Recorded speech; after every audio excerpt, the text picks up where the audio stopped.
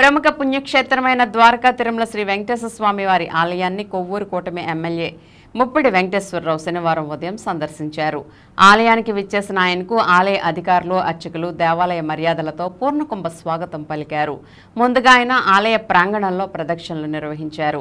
అనంతరం శ్రీవారి బంగారు వాకిలి గుండా లోనికి వెళ్లి స్వామి అమ్మవార్లను దర్శించి ప్రత్యేక పూజలు జరుపుకున్నారు. ఆ తర్వాత ఆలయ ముఖమండపంలో ఆయనకు అర్చకులు స్వామివారి శేషవస్త్రాన్ని కప్పి వేద ఆశీర్వచనాన్ని అందజేశారు. అనంతరం ఆలయ డీఈఓ, ఏఈఓ మెట్టపల్లి దుర్గారావు ఆయనకు స్వామివారి చిత్రపటాన్ని, ప్రసాదాలను అందజేశారు.